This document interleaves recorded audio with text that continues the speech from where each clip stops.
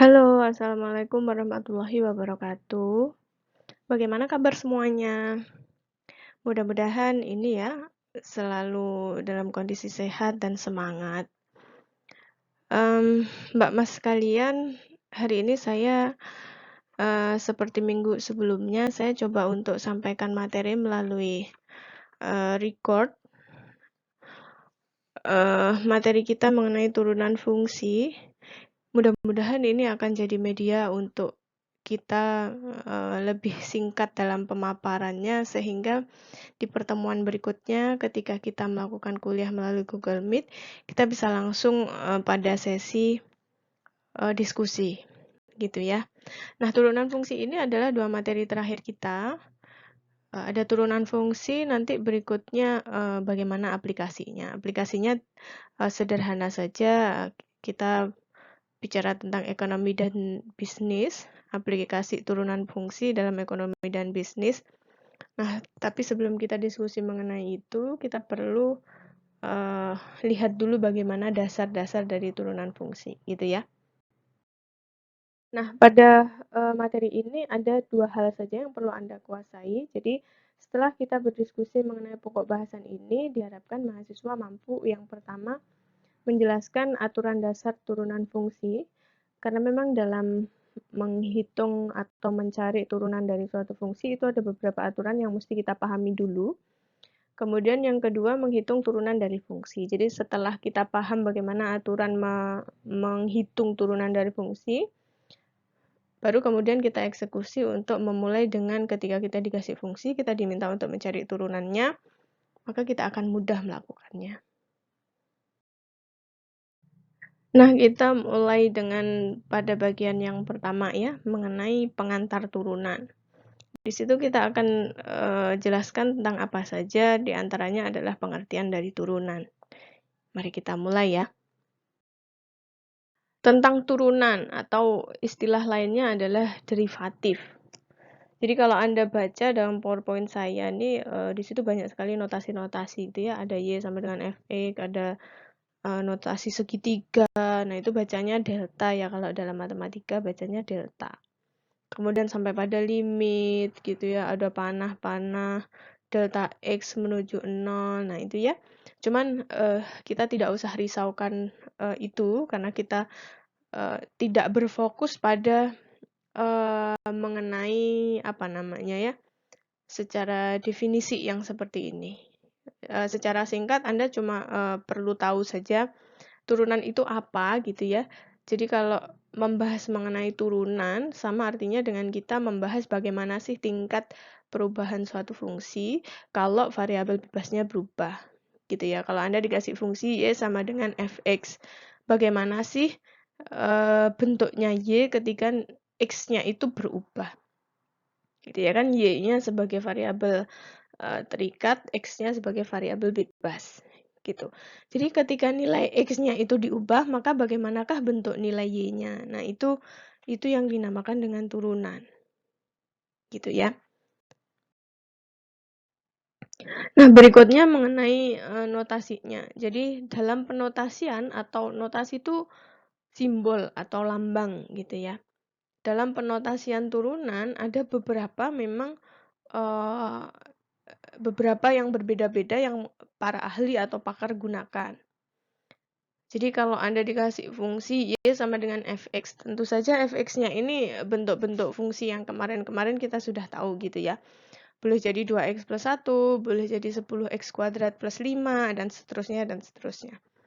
Itu. Jadi kalau Anda dikasih fungsi Y sama dengan Fx, maka turunan dari fungsi itu dinotasikan bisa Y kemudian dikasih petik di atasnya. Itu bacanya aksen. Y petik itu Y aksen bacanya. Itu Y aksen itu menunjukkan notasi turunan. Kalau petiknya di atas 1 kali berarti turunan pertama. Kalau petiknya ada 2 kali berarti turunan kedua. Habis diturunkan fungsinya nanti diturunkan kembali. Gitu ya.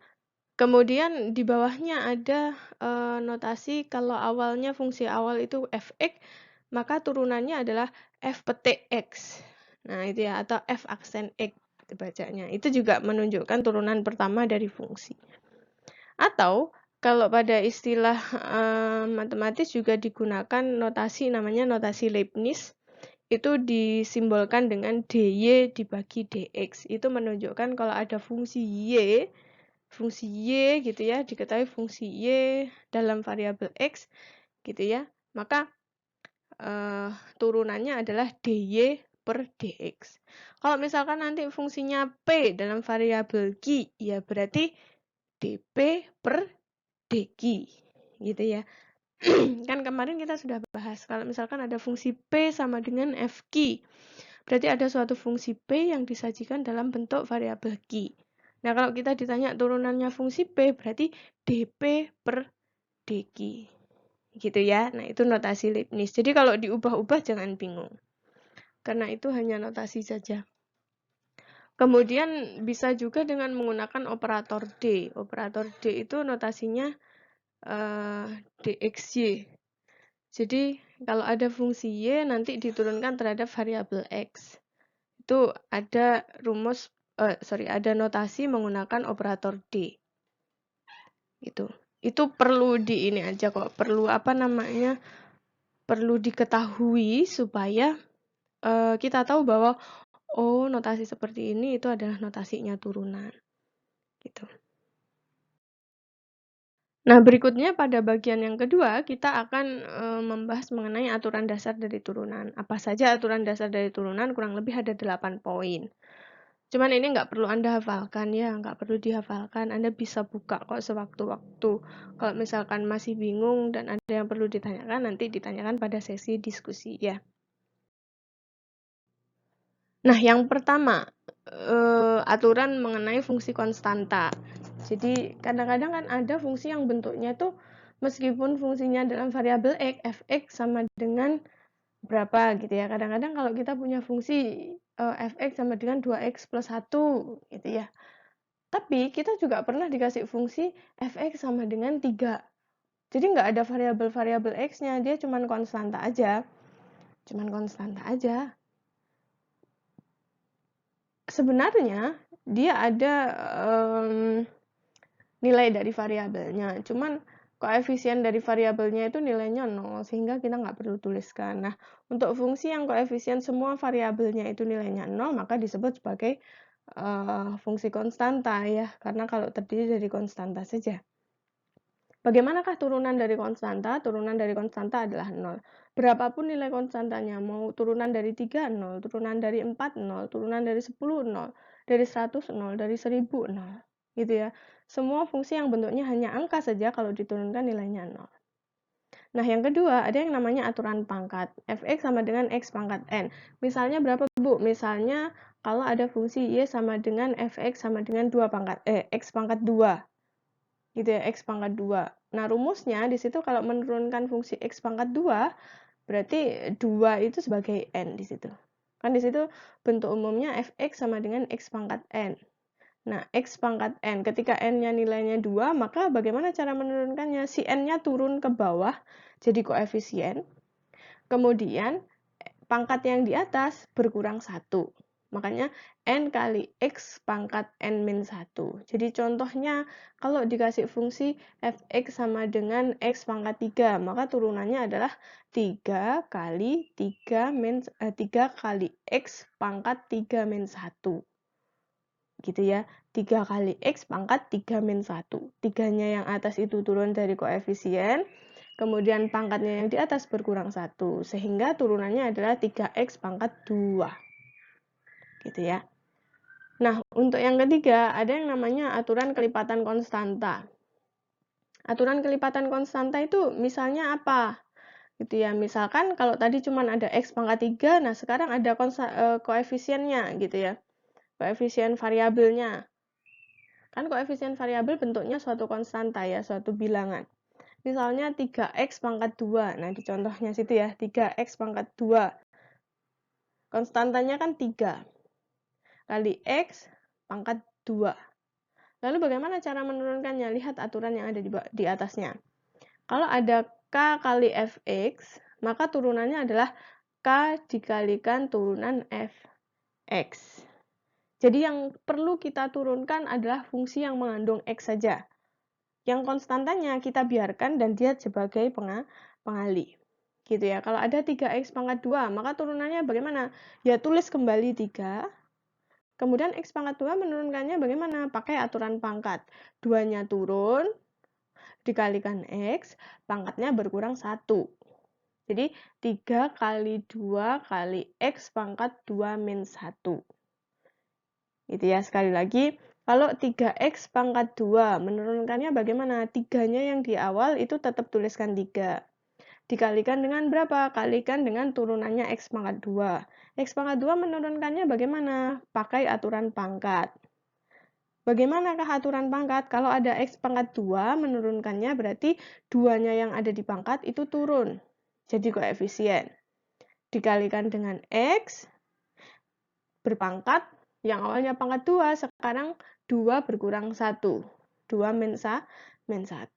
Jadi turunannya x pangkat 2 adalah 2x. Nah, kemudian kalau 3x pangkat 2 turunannya bagaimana? Ya 3 kali 2, 2x. Alias 6x. Gitu. Nah, yang keempat ada yang namanya aturan fungsi identitas. Fungsi identitas itu misalnya kalau ada fx sama dengan x saja. Nggak ada koefisien variabel, pangkatnya juga cuma 1. Nah, itu namanya fungsi identitas. Kalau ada fy, y saja. Kalau ada ft, t saja. Kalau ada fu, u saja. Bu, t, u, s itu apa sih, Bu? Nah, itu adalah notasi dari variabel bebas. Kan variabel bebas, kan saya pernah bilang ya, variabelnya itu boleh digambarkan dengan abjad apapun, mulai dari A sampai Z juga boleh dipakai kalau dalam matematika, gitu ya. Nah, kalau ada suatu fungsi hanya bentuknya variabel itu saja, misalnya kalau fx ya x saja, ft ya t saja, fu ya u saja, maka turunannya mesti nilainya 1. Selalu. Nilainya selalu 1. Gitu.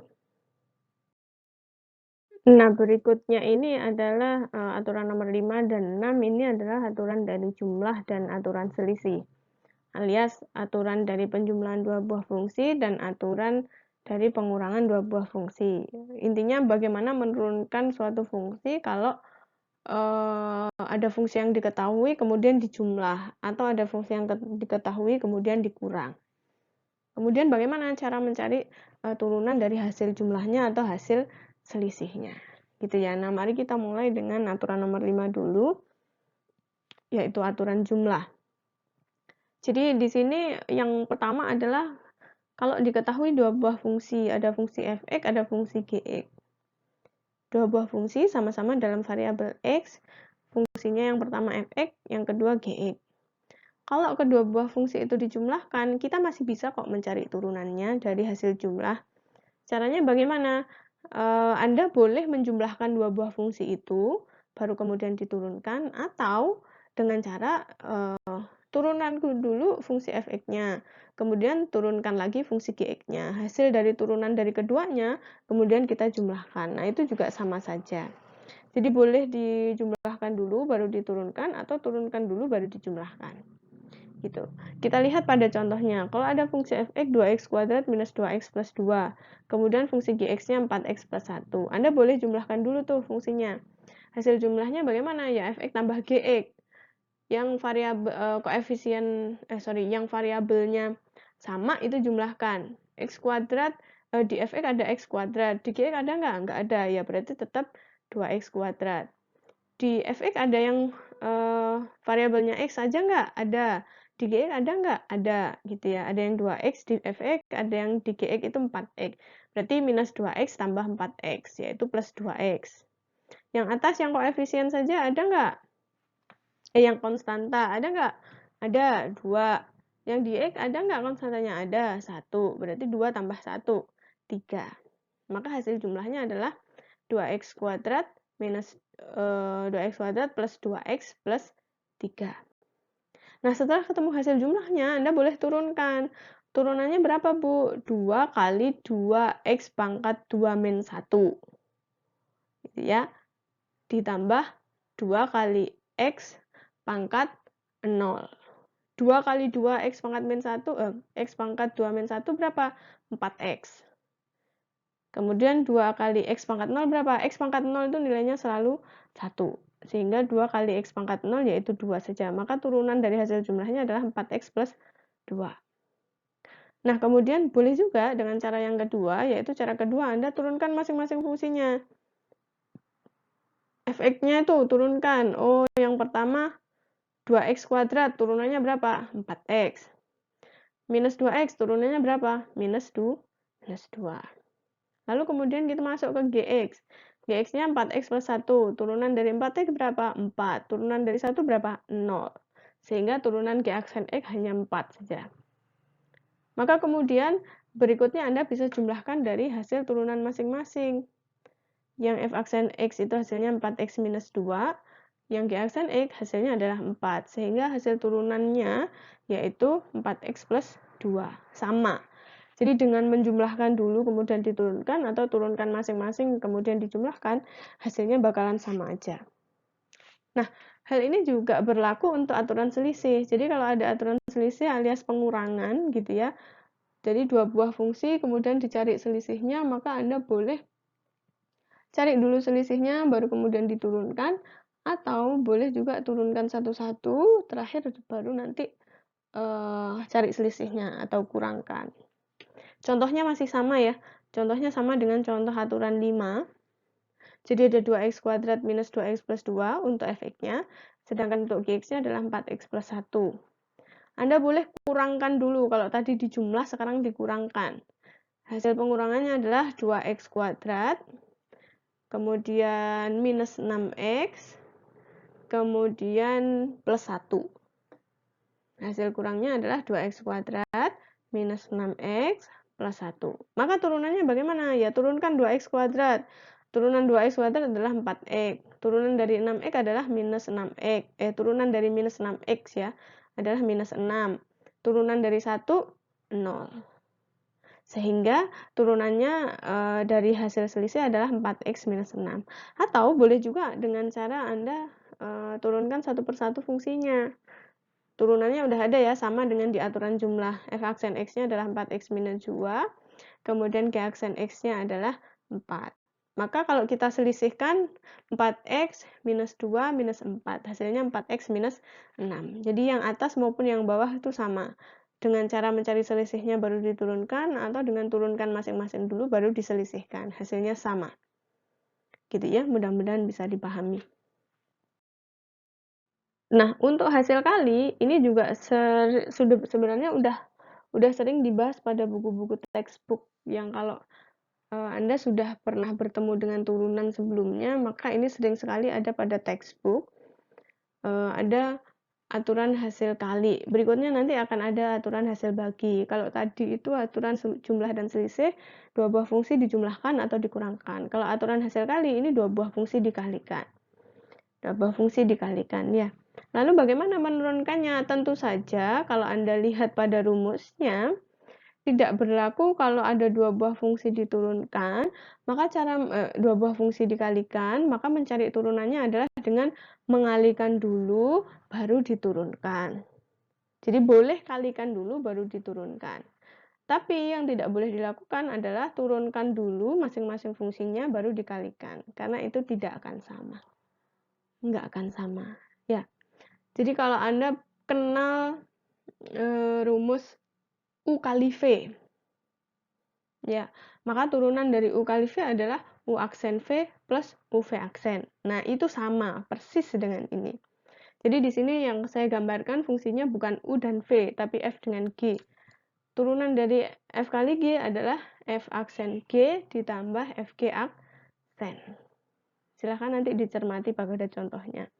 Jadi dikasih fx sama dengan 3x kuadrat minus 5. Gx-nya dikasih 2x pangkat 4 minus x. Cara mencari turunan dari hasil kalinya adalah boleh dikali dulu.